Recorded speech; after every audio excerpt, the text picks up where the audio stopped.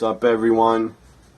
This video you are watching is the Year in Wrestling 1994 Part 1 of my series of the Year in Wrestling videos. I'm going to talk about, in this video, Royal Rumble 94, the first pay-per-view of the year, and then WCW SuperBrawl, SuperBrawl 4, and then Wrestlemania 10, the 10th anniversary of Wrestlemania. I'm going to kick it off talking about Royal Rumble 1994. Vince McMahon was on commentary, and he introduces his broadcast partner, which was not going to be Bobby Heenan because he left for WCW, or he would show up in WCW on Clash of Champions in early 94. And Bobby Heenan was also, I'll talk about, he was also on Super Brawl 4. That was his first WCW pay-per-view on commentary.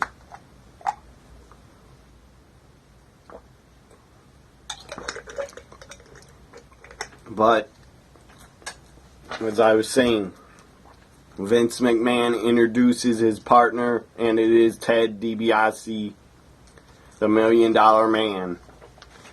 After he would do a tiny bit of commentary, he did it at Royal Rumble and on some Monday Night Raws, he would become a manager again and start his $1 Million Corporation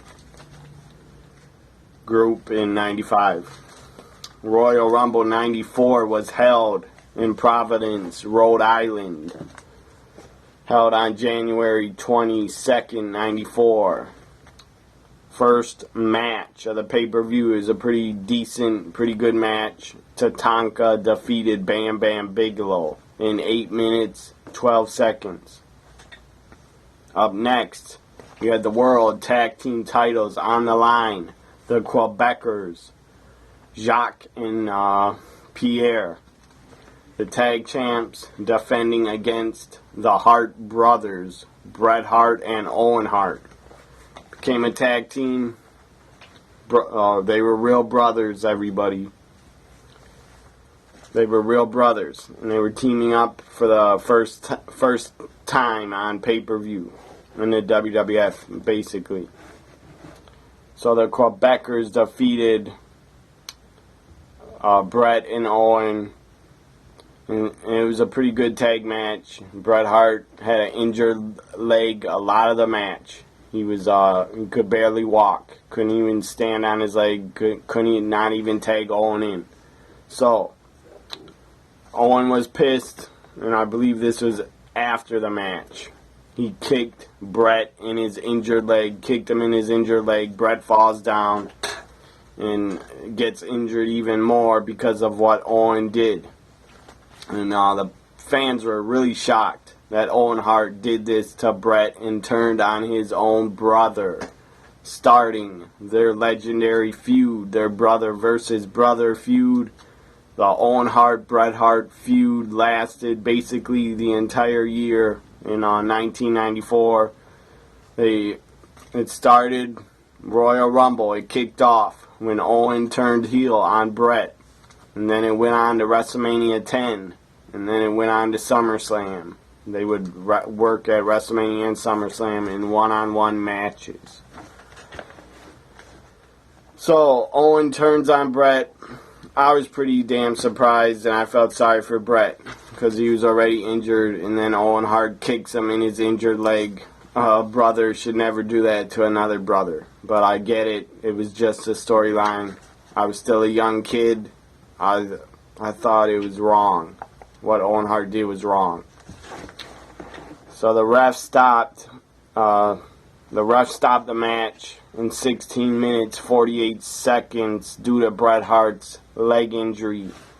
So the Quebecers retained the tag titles. And a few things I remember about Royal Rumble 94 was Owen turning on Bret, Undertaker losing the casket match, and then that weird special effect craziness that happened after the match, where it was like basically showing Undertaker on the screen, on the giant screen inside the casket, like he was dead and he was rising up to heaven, I guess. They had his body rising up through the screen like he was being raised up or rising again. I don't understand what the hell was going on. But it was a cool special effect.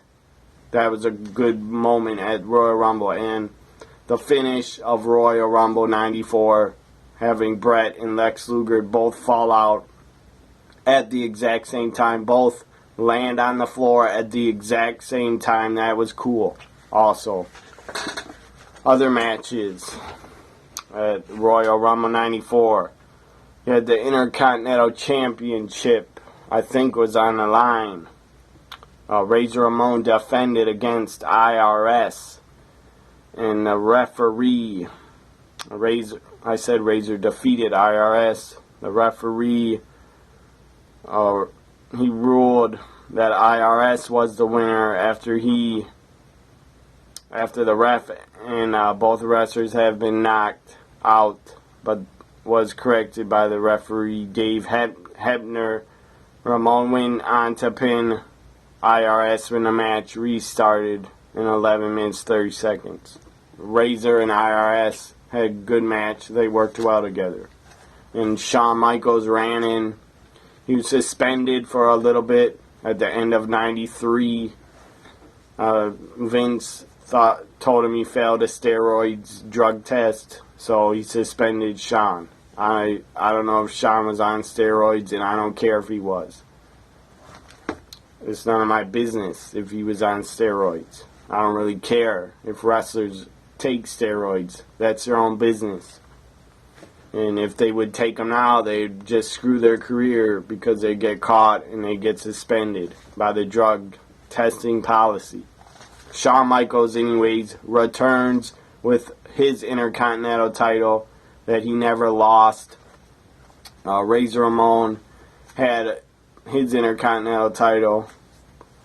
And Shawn was stripped in 93. Shawn was stripped of his Intercontinental title because he was suspended by Vince.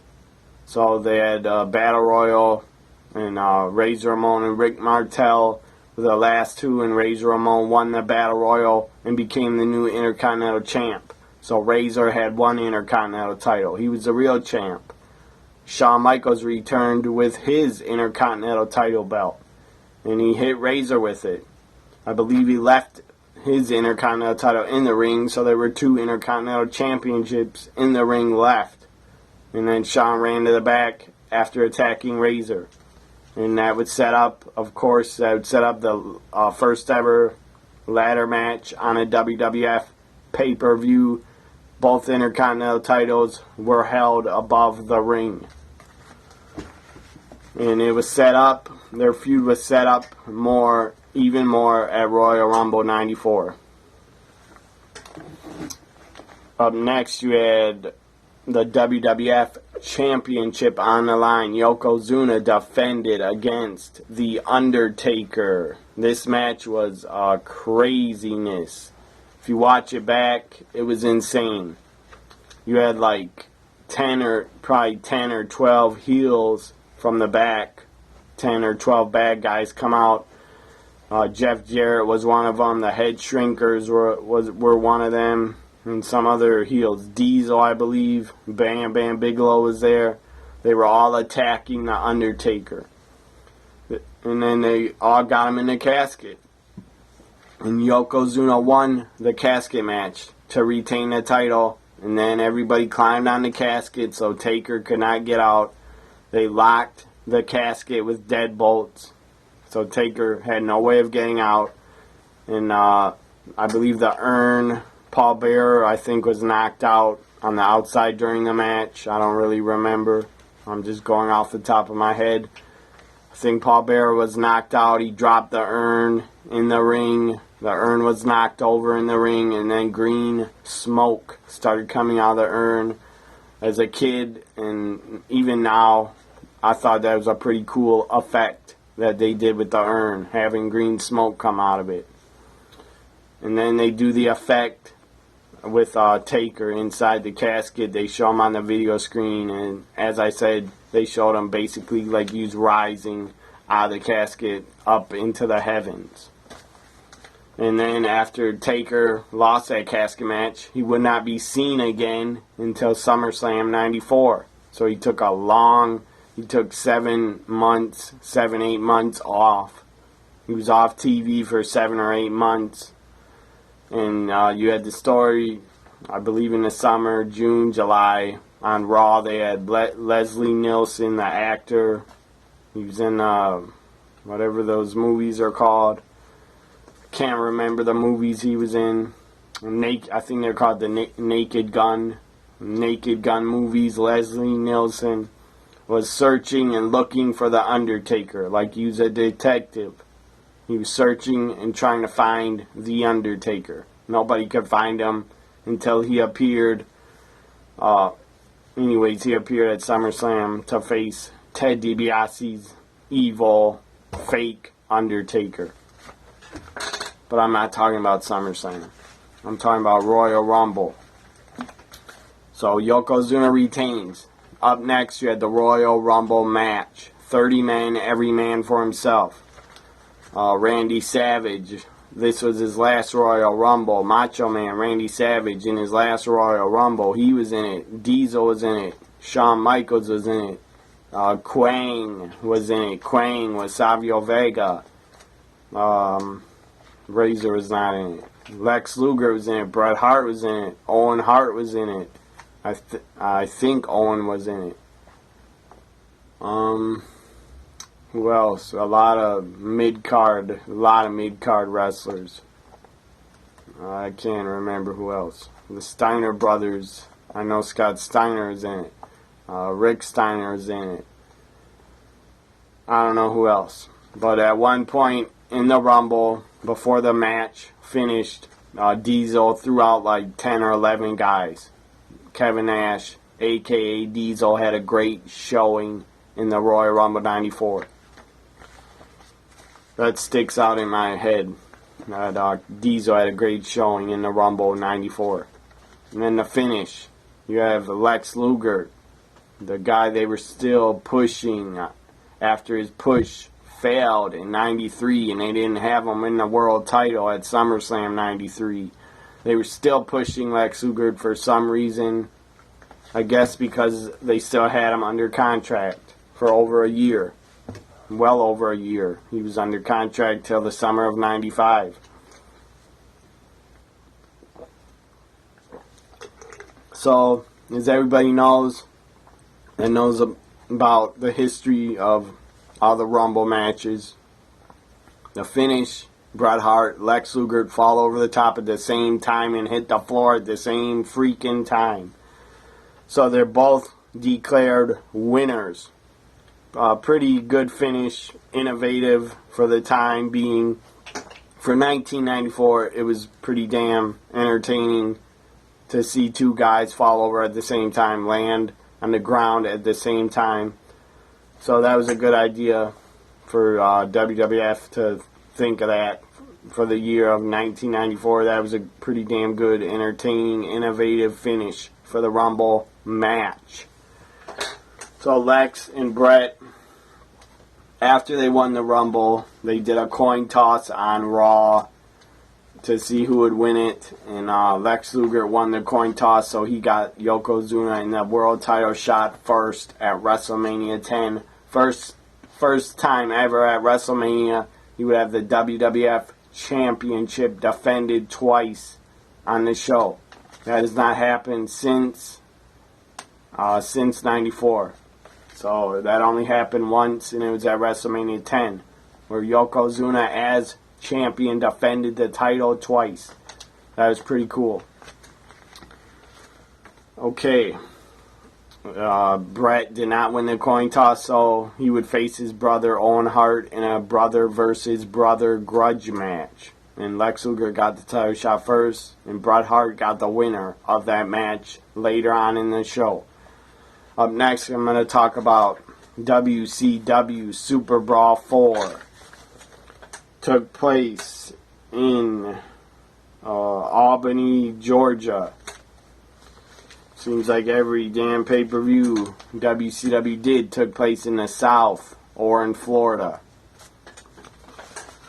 So, here we go. The first match. Pretty lame, boring match. I'm a Harlem Heat fan, but their opponents were jobbers.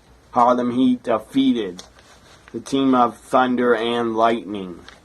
Thunder and Lightning didn't have any thunder or any lightning. They looked like two jobbers.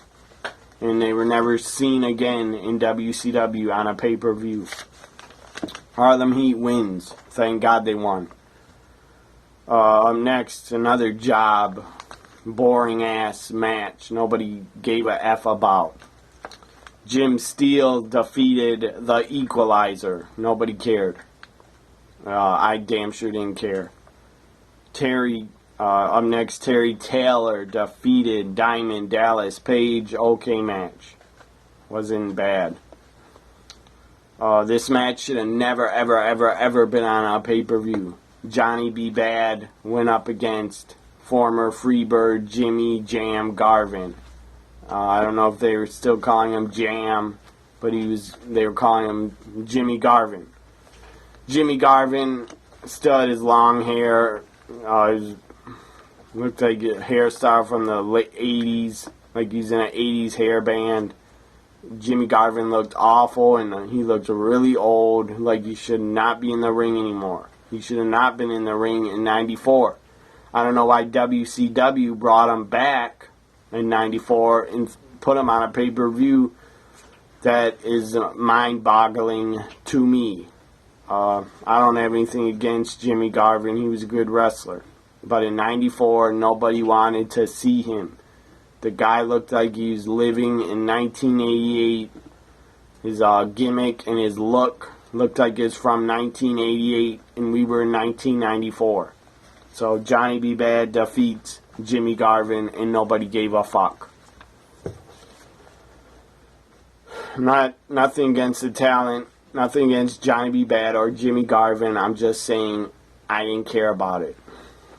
And Jimmy Garvin's gimmick was super outdated to be in 1994. But you had a lot of bad, awful, horseshit, old gimmicks and cartoon-type gimmicks that were around in 94. But WCW should have never brought Jimmy Garvin back and put him on a pay-per-view. Up next, you had TV title match. TV champion Lord Steven Regal defeated Arn Anderson. This was a really good wrestling match. It was long. It felt like it went over 20 minutes, but it was a good match. And of course, everybody should know that as a brain, Arn Anderson, great worker. Lord Steven Regal, great worker. So of course, they're going to put on a good match. Up next, and Lord Steven won when Sir William interfered. Sir William was Steven Regal's manager, and he was also Bill Dundee from Memphis Wrestling. Next, Cactus Jack and Max Payne defeated the World Tag Team Champions, the Nasty Boys, by disqualification, and Cactus Jack during this match took a sick ass bump.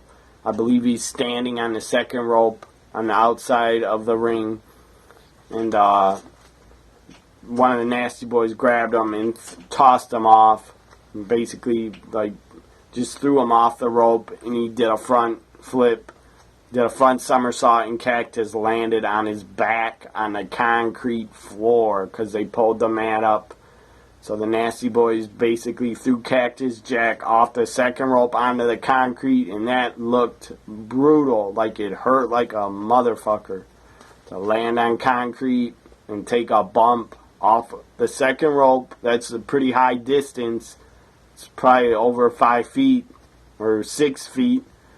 To take a bump from 6 feet in the air on the concrete on your back, that had to not feel good at all. And it was unnecessary. But I'm sure Cactus wanted to do the spot and agreed to it, because the guy was insane when he would do his crazy spots. He was just insane, taking insane punishment back in the day when he was in WCW. Up next, in a Thunderdome, you had two Thunderdome matches on this Super Brawl 4 pay-per-view. The first Thunderdome cage match was a 6-man tag. Team of baby faces. They were all pretty damn over with the crowd. Sting, Brian Pillman, and Dustin Rhodes defeated the team of Paul Orndorff, Stunning Steve Austin, and Rick Rude. And all 6 of these guys at the time were feuding. Sting was feuding with Rick Rude. Dustin Rhodes was feuding with Paul Orndorff. And Stunning Steve Austin was feuding with Brian Pillman, his former partner in the Hollywood Blondes. They should have never broke up the Hollywood Blondes. That was a bad idea, but they did. I think politics got in the way. That's why the Hollywood Blondes were broken up. And so, as I said, Steve Austin, Brian Pillman, Sting, and Dustin Rhodes defeat Rick Rude, Paul Orndorff, and Steve Austin in the Thunderdome cage 6-man tag match. It was a pretty damn entertaining match. Crowd was really into it. And after the match, Rick Rude slammed the cage door onto Sting's face and then gave him the Rude Awakening on the floor outside. Main event was another Thunderdome cage match for the WCW World Heavyweight Championship. Ric Flair was defending against Vader. This was a pretty good match. It was not great, but it was pretty good. Big Boss Man was the referee. I don't know what his name was, what they were calling him. I think they're still calling him the Boss. So Big Boss Man was the ref. And Ric Flair defeats Big Van Vader in the Thunderdome cage match at Super Brawl 4 to retain the WCW World title.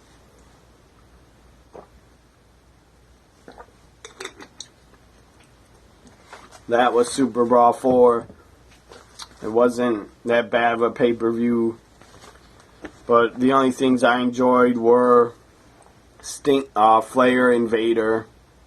This other 6-man tag Thunderdome cage match with Sting.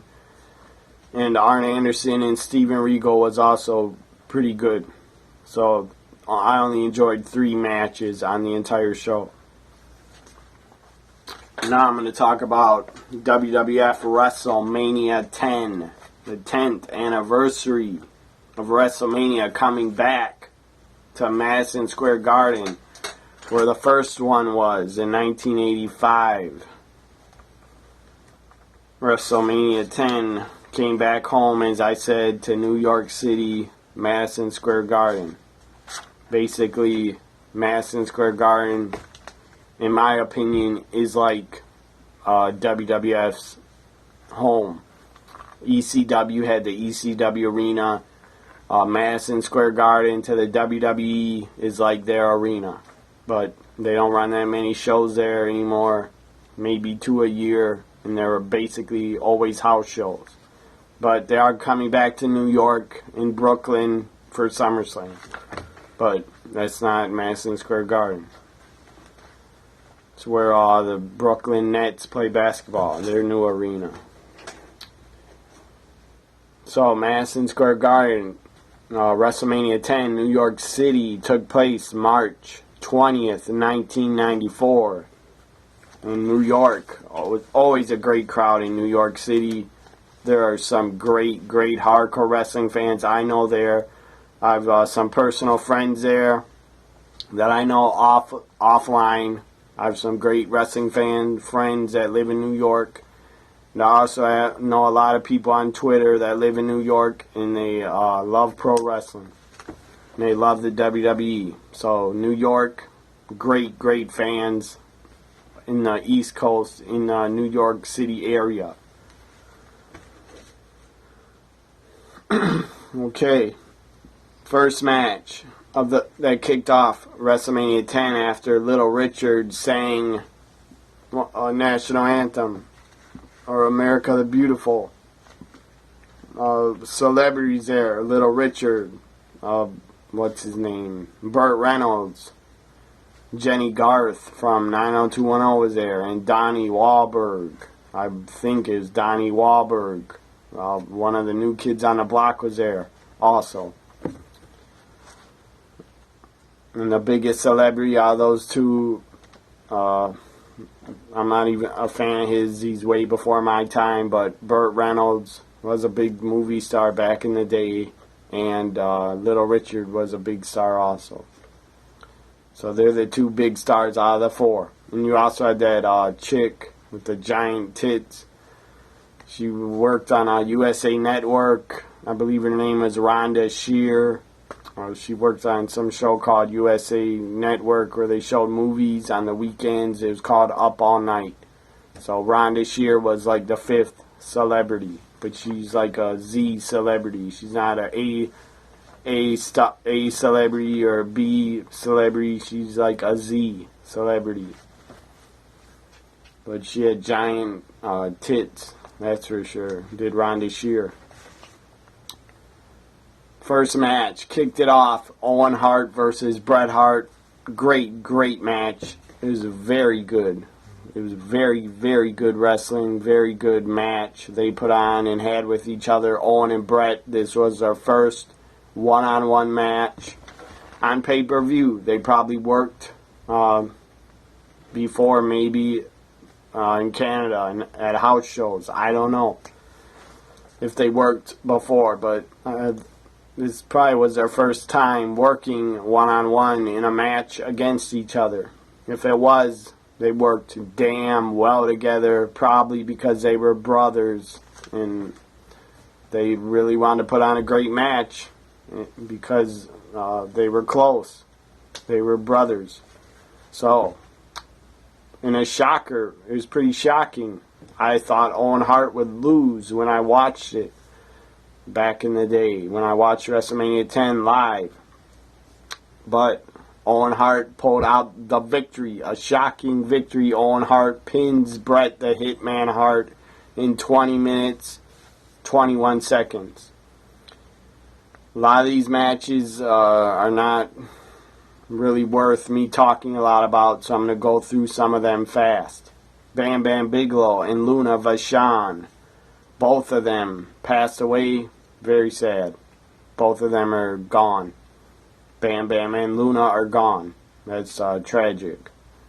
They defeat the team of Doink the Clown and Dink. Dink was a tiny little midget of Doinks. So they lose to Luna and Bam Bam. Up next was a entertaining match. Could have been longer. Randy Macho Man Savage in his last WrestleMania match defeated Crush. Crush was formerly a generic, lame babyface. He finally stopped being a babyface and turned heel when he attacked Randy Savage on a Monday Night Raw. In the fall of '93, he attacked Randy Savage when Randy Savage tried to make up with Crush on Raw and tried to shake his hand. Crush shook his hand, but then turned on Randy Savage, clotheslined him, and beat the hell out of him on Raw. Then Yokozuna even came out and hit a bonsai drop on Randy Savage because Yoko was part of he was like a friend of Crush's. Jim Cornette was managing Yokozuna, and Mr. Fuji and Jim Cornette were managing Crush and Yokozuna. Or maybe Mr. Fuji came out to the ring with Crush at WrestleMania 10, so Mr. Fuji was really Crush's manager. Jim Cornette was not. But this was Randy Savage's last WrestleMania. I think he knew it inside himself. He knew he was going to not be there much longer because he wanted to wrestle full time. He didn't want to retire, and I don't blame him. He wasn't that old. I don't know how old he was in 94, maybe 44 or 45, maybe even 46. He died when he was 59, so that was in 2011. So he was 39 in 91. So he was like 42 years old. Macho Man was 42 or 43 when he left WWF and went to jump to WCW. He was 42 or 43, so I don't blame him for not wanting to retire. WWF no longer wanted Randy Savage. They just wanted him to be a commentator. He didn't want to do that anymore. And I don't blame him. The guy was super competitive. He wanted to get in the ring and wrestle and put over young talent, have good matches with younger guys. But WWF did not care. They just wanted to keep him as a commentator because they were pushing all young guys and they were pushing the new generation. So you can't really blame WWF for pushing new guys either, because that was the right thing to do at the time. So even when Macho Man came down to the ring for this Falls Count Anywhere match against Crush at WrestleMania 10, he even goes like this, and he shakes Vince McMahon's hand like this, like, I don't know, like he's saying thank you to Vince, or he must have knew he was going to leave soon, because he probably couldn't take it just being a commentator anymore. And I believe Savage was even retired in the storylines. They said he was retired in 93. And after Crush attacked him, I believe they claimed, they said Randy Savage got reinstated to wrestle again. Or I guess he was retired, and he got reinstated twice, because in 91 he lost a retirement match to Warrior, but he wrestled again.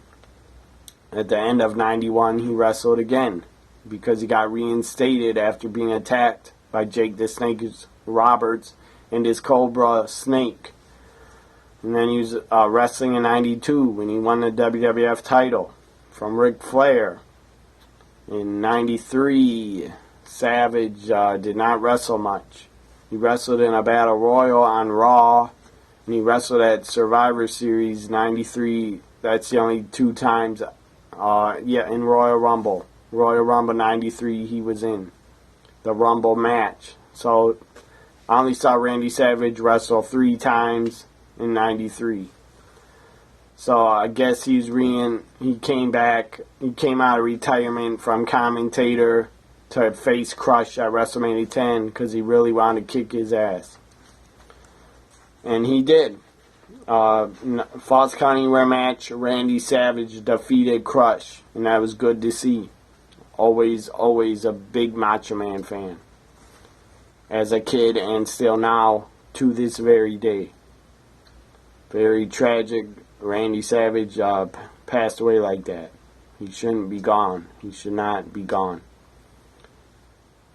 Up next, you had a women's title match. Alundra Blaze, the champion, defeated Leilani Kai in 3 minutes, 24 seconds. Fucking pointless match to put on WrestleMania, to have a women's match go only 3 minutes. But 94, nobody really gave a F about women's wrestling. Another match that was pretty stupid, but you had to have it on WrestleMania because it was for the tag team titles. Men on a Mission defeated the World Tag Team Champions, the Quebecers, by countout. So they did not win the titles. Men on a Mission, Mo and Mabel may have had a run with the tag titles, maybe in '94, but it was very, very short-lived. And I don't think they ever did win the tag titles. Did Men on a Mission. After Quebecers retained the titles by countout, you had the first WWF World Title match, WWF Championship match. Yokozuna defended against Lex Luger. Luger got the first title shot because he won the coin toss. So, in my opinion, the Lex Luger lost. Mr. Perfect was the ref. Mr. Perfect had heat with Lex Luger from the previous year at WrestleMania 9 when they had a match, one-on-one. So Perfect, as the ref, screwed Lex Luger. I believe it was a fast count or something like that. Or maybe I think he disqualified Lex Luger for, Yokozuna won by disqualification when Lex Luger put his hands on the guest referee, Mr. Perfect. And he didn't really push him. He was just maybe touching him or pulled his referee shirt. Mr. Perfect did not like that and disqualified Lex and screwed him out of the title. I thought that was funny. And Lex was really angry and screaming. He followed him with the camera backstage. Lex Luger was screaming at Mr. Perfect on the microphone because he got screwed. I guess they had Lex Luger win the Royal Rumble with Brett just so they could have two title matches at WrestleMania 10, so Yokozuna would have another person to work with. I guess that's why it happened. But it was pretty damn pointless because Bret Hart was not going to lose to Lex Luger. I think a lot of people knew that. And you have Lex Luger just get his title shot and lose like that by disqualification was stupid. It was a bad idea and it was a stupid finish. But they really had no other choice but to end the match by disqualification and have Yoko win because Yoko had to go on to face Brett later because they were not having Lex Luger win the title. But it was still stupid as hell because why do you have Lex Luger win the Royal Rumble to just have him look weak and lose by DQ? So it did not help Lex Luger. They did not push him anymore at all. After winning the Rumble, it did not help Lex Luger at all. Obviously, the WWF as a company did not believe in Lex. They gave the title back to Brett after Yokozuna had a pretty damn long run with the title. I think 10 months. Yokozuna was champion. But they decided to give it back to Brett. So, after Lex Luger loses by DQ, Yokozuna retains and goes on to face Bret Hart in the main event. You had a very quick match. I guess this was to just get them on the show. It was pointless to have on a WrestleMania. Earthquake defeated Adam Bomb in 32 fucking seconds. 32 seconds. Earthquake crushes and sits on Adam Bomb, and it was over. It was an awful match. And pointless. This was a great match. A highlight. One of the highlights of WrestleMania 10. And there weren't very many at all. It was only Brett. I only enjoyed Brett, Owen, and the ladder match, and Yoko and Brett. That's the only matches I enjoyed. That's like 3 match, or I enjoyed Macho Man winning also. So I enjoyed 4 matches out of like 8, or however many were on the show. Razor Ramon, they had both Intercontinental titles hanging from Madison Square Garden. This was the first ever ladder match in first ladder match on pay-per-view, not the first ever. First ever ladder match was Bret Hart versus Shawn Michaels in 1992. It was a ladder match taped for Coliseum home video. And I think it was also shown maybe on Primetime Wrestling. in 92. So the first ladder match was Bret versus Shawn.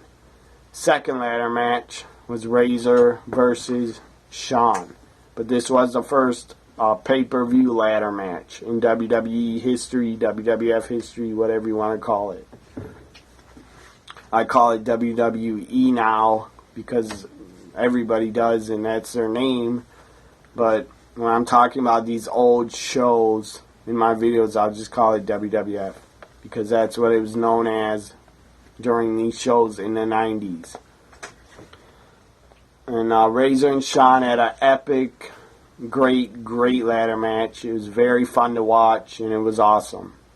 Razor Ramon wins, and he holds both titles up on the ladder, holds them both up, does his Razor Ramon gimmick pose.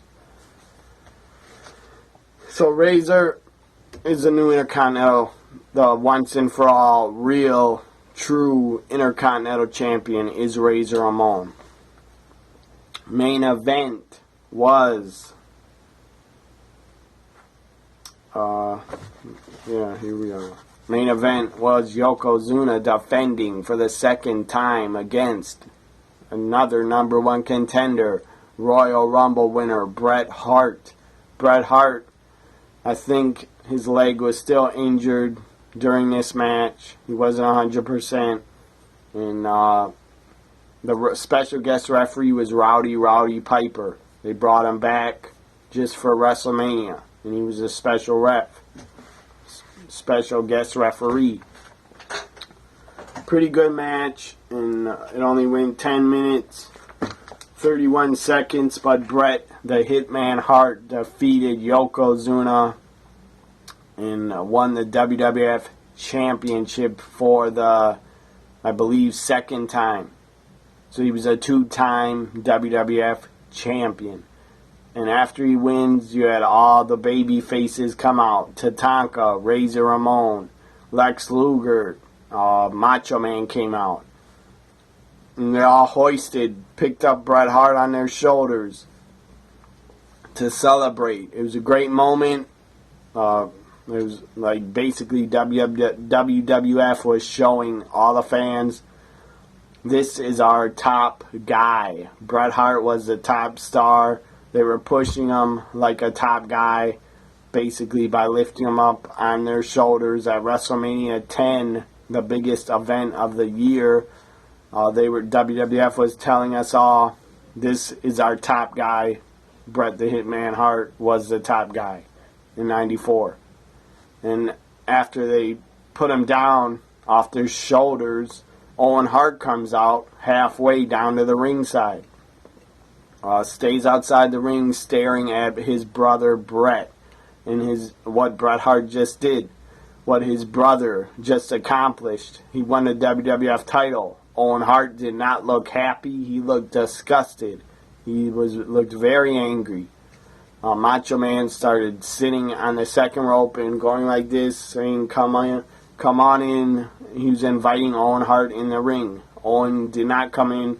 He just kept staring at Bret, and then WrestleMania 10 ended and went off the air.